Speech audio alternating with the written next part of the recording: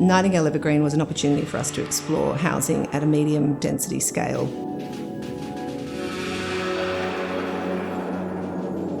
I'm Clare Cousins from Clare Cousins Architects, and we're the architect and developer for Nightingale Evergreen. Nightingale Evergreen is nestled in the heart of Brunswick on Wurundjeri country.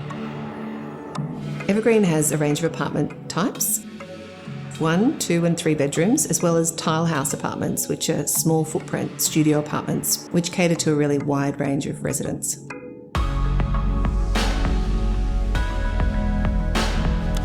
I'm Kate Ryan.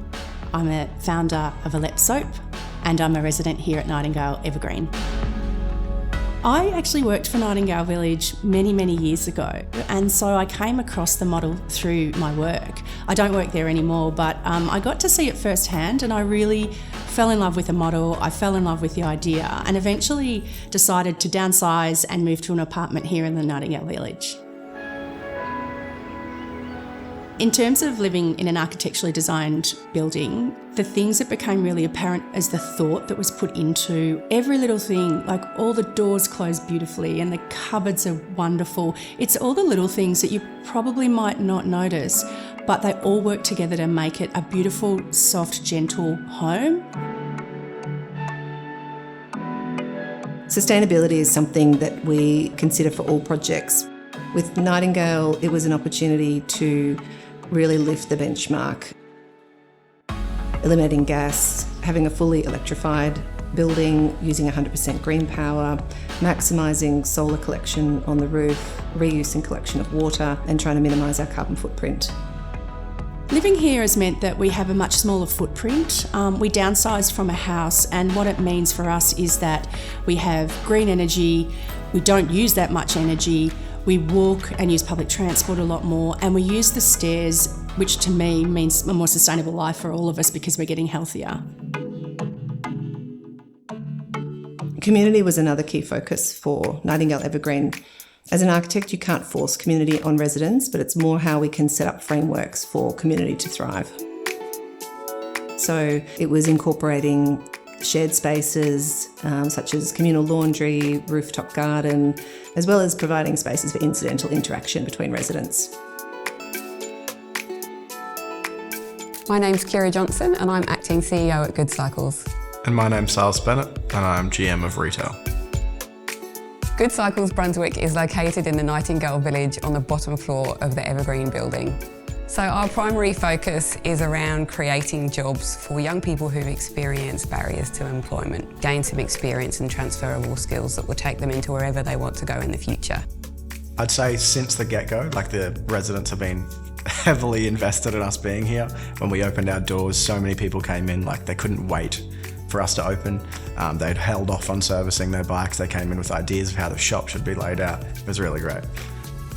So I think what's really important is that really strong connection that we have with the community. We feel like the residents here are really connected and they care about what happens here at the Good Cycles shop. In terms of our family dynamic, our daughter who lives with us here really enjoys the space. She feels safe, she feels secure, and there's a community around her that absolutely looks out for her. So sense of community really, in my mind, is the most important thing about living here.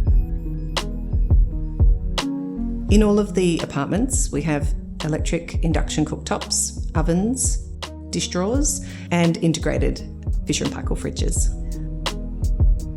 The communal laundry is located up on level 7, adjacent to a large outdoor drying space and small vegetable garden. There are 7 Fisher & Paykel washing machines, a shared laundry trough, and lots of storage. Speaking with residents who've been living in Evergreen for nearly a year now, the laundry is one of the most social spaces in the building.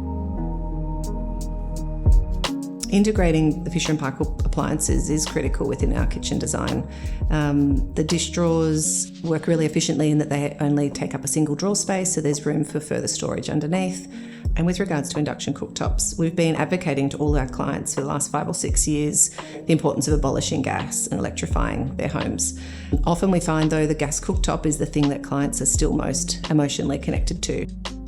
But we find when they use an induction cooktop, they never want to go back, which was another reason we loved working with Fisher & Paykel.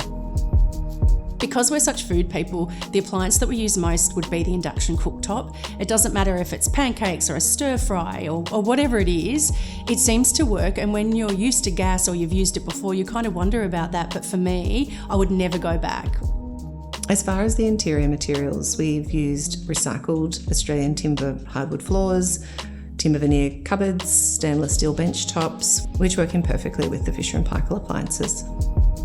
From a design perspective, it's quite monochrome, but I think that provides a wonderful contrast with our next door neighbours who are bright and colourful. I just think when I walk past, when I look at the whole village, I think it works really well.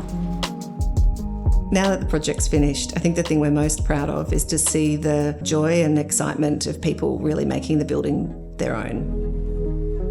I think my favourite part of the building is the rooftop garden. I'm excited to see it grow, develop and really be a kind of fundamental space for the residents together.